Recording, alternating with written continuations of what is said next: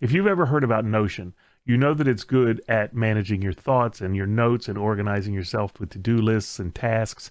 But can you use it to run a six-figure reselling business? Let's take a look.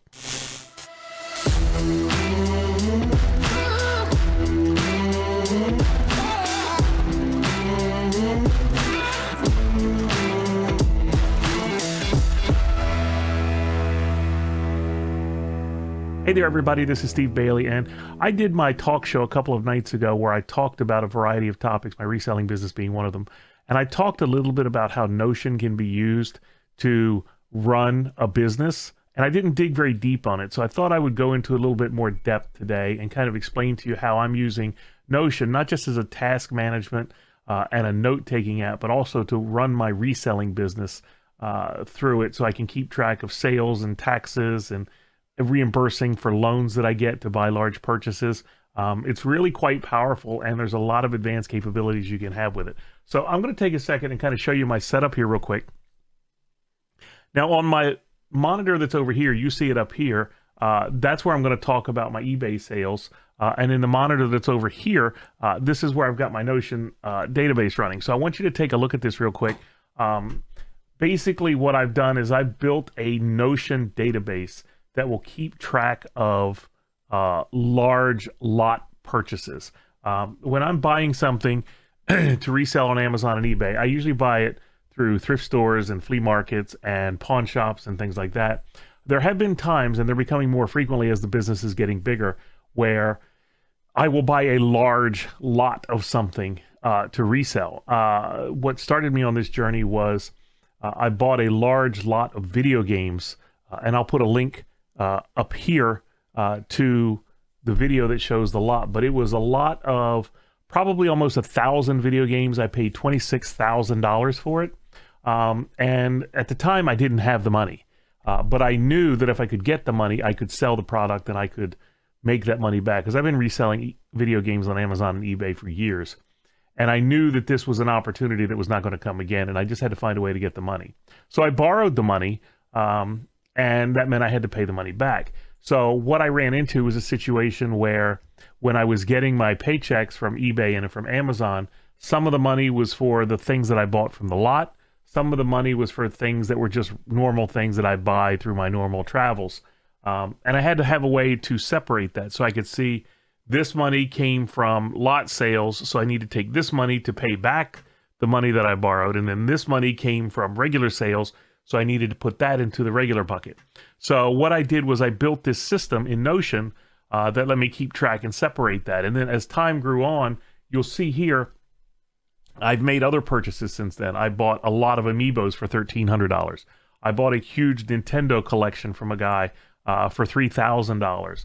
I bought a bunch of Hallmark ornaments last year, right before Thanksgiving, for $1,100. And now not all of this money is borrowed money. I mean, I've got the money for a lot of these purchases, but I wanted to be able to keep track profitability of the different lots. So you can see from looking at this that all the lots, with the exception of the Hallmark ornaments, have already been paid back and are now in the profit. So anything that I make from this point forward will be profit. But it still gives me the way to separate profitability. Not only that, I'm building a huge database of sales. What products sell, how much I sold them for, how long did it take to sell them, what's the ROI, so I can start tweaking my purchasing process and my buying decisions based on data that I've gotten. That's based on guesses. And this is not based on, if you're in the video game reselling business, you know about pricecharting.com. This isn't based on bogus price charting data. This is based on real data from real sales that I've made. So that's why I thought this was a good idea, and I really wanted to take some time to kind of show you guys a little bit in depth of how this works. So what I'm going to do is I'm going to walk you through. I just got paid from eBay. So I'm going to walk you through the process of how I reconcile that eBay paycheck with all these different categories. And it starts by recording sales. So right here, look on my screen. Yep, right here, I've got a link that says record eBay sales. So I'm going to click on that. And when I do, what you're going to see are two columns. On the left-hand side, these are things that I've already sold on eBay. I've already reconciled. I've already got recorded. And on the right are things that are still out there for sale that people can buy from eBay. Now, this particular page is just eBay. I have a separate page for Amazon. When I was doing Whatnot auctions, I had a separate page for Whatnot auctions. But this is strictly my eBay inventory. So what I'm going to do is I'm going to pop over here to this monitor, and I'm going to work with just this one ornament, which is the Hallmark Andy Griffith Show 50th anniversary ornament. I've recorded all the rest of the transactions because I didn't want to sit there. I had over 60 transactions the last week, and I didn't want you to have to sit through all of that. So I've recorded everything but this one so you can see how the process works. So the way the process works is I have to find this item in my eBay inventory and then record the sale transaction for it. And one of the first things that I do is I actually copy the order number, press Control C, because I'm going to need that when I'm recording the data in Notion. So what I'm going to do is I'm going to come over here to my eBay inventory and I'm going to look for Andy Griffith. And here's the item right here. So I'm going to click on it. And when I do, I'm going to see all the information about this particular ornament. So this particular ornament, I see where it's at. It's in container Hallmark 56. I see how much I initially listed it for. Obviously, it's not sold yet, so there's no sale price. The value is $60. That was what it appraised for at the time that I bought it. My buy price was $19.77. My disposition was on eBay. You can see here I have eBay, Amazon. If I kept something for personal, I can flag that. The date that I listed it on eBay, the lot that it came from, and then all the rest of this gets filled in over time as transactions happen. So what I'm going to do is I'm going to come down here in the corner and I'm going to record the sale transaction. Now this transaction happened on the 18th. So I'm going to record the date is the 18th. What type of transaction was it? Well, this was a sale. But as you can see from the list, I can do advertising fees. I can do returns to pull the money out of the transaction and put it back give it back to eBay in the case the customer returns the item. For Amazon, I have lost items where they've lost it and they just reimburse me for it. Adjustments, just general adjustments based on this particular transaction. So I'm going to record this as a sale. I'm going to Control V, paste in the order number. And then what I'm going to do is I'm going to copy and paste the title generator into the name. And here's why. In Notion, you can't have the name field, and every row in a Notion database has to have a name field. That can't be automatically generated. That has to be hand entered. And it also needs to be unique so you can find the particular transactions. So what I've done is I've created this little sum symbol here. Basically means that this is a calculated field. And if I come in here and I look at the formula of this particular field, you can see that what I'm doing is I'm taking the name of the item, I'm adding the platform that it's on, in this case Christmas, I'm adding the condition, which in this case is CIB, and the type, what is it, a sale, is it a return, things like that, and I'm generating the value dynamically that I want to put into the name field. So since it can't do that automatically, what I do is I basically come over here and I hit Control C on this field. I come over here and I hit Control V on this field, and it gives me a unique value. It says that this is the ornament, that it was Christmas, it was CIB, and it was sale. So if I have a CIB one, if I have a loose one, because when I look in the transactions database, this lets me figure out what's what. So for the sale price on this I know happened to be $70. In this case, there were no advertising fees, so I'm going to take that off, but I'm going to pop over here and show you what I'm talking about. If you've sold on Amazon, if you sold on eBay before, you'll know that when you get your list of transactions from eBay, you'll see that sometimes they separate out as a separate line item an advertising fee. So in this case, this Nintendo that I sold, this Nintendo Wii lot that I sold, was sold as a promoted listing, and it was $1.51 for the fee. So in this case, I would have an advertising fee, but I don't have it for this particular ornament. So I'm going to put a fee of 0. Now, the next field that comes up is shipping. Now, I don't know what the shipping is yet because I haven't shipped it. Well, I have, but for the purposes of the demonstration, I've not shipped it yet. So I'm going to skip that, and I'm going to come back to the field that says amount I got. So if you look over here on this order, it says the amount that I received was $71.59. So I'm going to copy that. So if you're asking yourself why I got $71.59, the reason is because I charged the customer shipping on this item. So the amount that I received is the sale price minus eBay fees plus the shipping charges. So the amount that I physically received was $71.59. But some of that's going to go back out for shipping once I fill that in. So you'll see the next field after that is net proceeds. The net proceeds is another calculated field. And this calculated field is based on the amount of money that I got, which is $71.59, minus any advertising fees, minus shipping. So this is the actual realized proceeds from the sale that I got. If I put $1 in the shipping, you'll see that it automatically updates this to $70, not $71. So $71 is what I received. Now, if you come back up to the top and take a look, you'll see that the profit is actually $51.82. And let's take a look at that, because what you're going to see on that is that the profit is actually the net proceeds, which was $71.59, minus my buy price. So my buy price being $19.77, my proceeds were $71.59. That gives me a profit of $51.82. So after I have paid back the $19.77 that I spent, I made $51.82. So that's how I keep track of profit. Now, in the case of the video game lot, what I did was I not only paid back the buy price, but I also took the profit and paid back as well. So that way I paid the bill down faster. And then once I got that $26,000 paid off, from that point forward, the buy price doesn't matter. The net proceeds were what I got because I'd already paid everything back. So that's how you record the transaction. And when I do that, you'll notice it's disappeared from the right side. It's now popped up over here on the left side, showing that it is a transaction that has been recorded. So the next thing that I do is I go in and I record shipping. Because if I'm doing this in real time every night before I do shipping, I know that I've sold something, but I don't know the shipping costs. So what I'll do for that is I'll go to process shipping. You'll see here that this is a list of all items that have been sold but have not gotten the shipping fee. So what I have to do to get the shipping fee is I have to go over to my shipping software called ShipStation. Now, you don't have to use ShipStation. I just choose to use ShipStation because I have multiple, ShipStation is a nice piece of software because it lets me consolidate my Amazon orders and my eBay orders and my Etsy orders, all of those different platforms where I can sell things under a single pane of glass when it comes to shipping. So when I need to ship an Etsy order and an Amazon order and an eBay order, I don't need to go to 3 separate platforms. I can go to one platform and do all my shipping from there.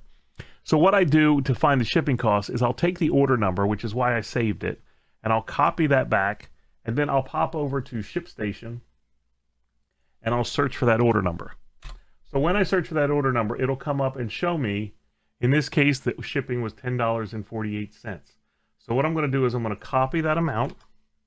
I'm going to go back to Notion and I'm going to put in that shipping amount. And you'll see that's cleared that away. So that means that I have no more shipping that I need to capture. But let's take a look at the actual transaction and show what just happened.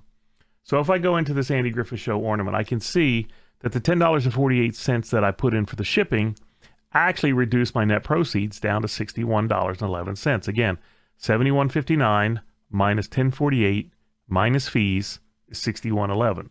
Now, if I take a look at what that does to the actual item, what I will see is that my profit is now to $41.34 because of the shipping fees. So the net proceeds were $61.11, but my overall profit was $41.34. That's $61.11 minus the buy cost for $41.34 profit. So that's kind of how the software works. The next thing that I'll do once I've got all my transactions recorded is I'll go in to do the process payments. And what I'll do with process payments is I'll create a new row called eBay Payout 12/20/2022. Again, that name is just for me. That doesn't matter. What matters is this date, 12/20. And then the amount that I was paid was $1,696.13.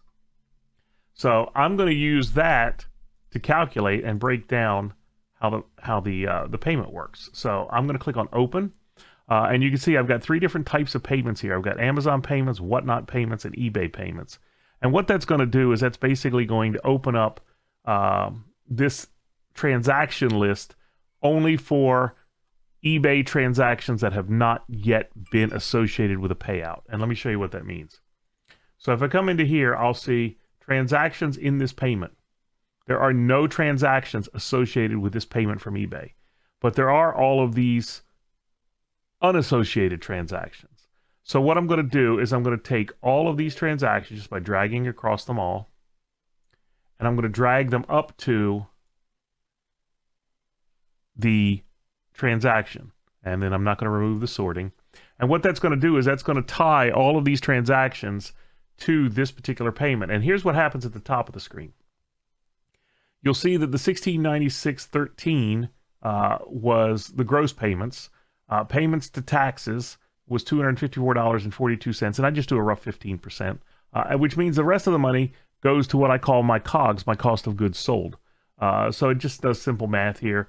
254 minus from 1696 is 1441. But it doesn't take into account the transactions associated with lot purchases. That's the next step. So what we're going to do here after we've got the transactions recorded, we're going to break these transactions down into the lots that they should be associated with.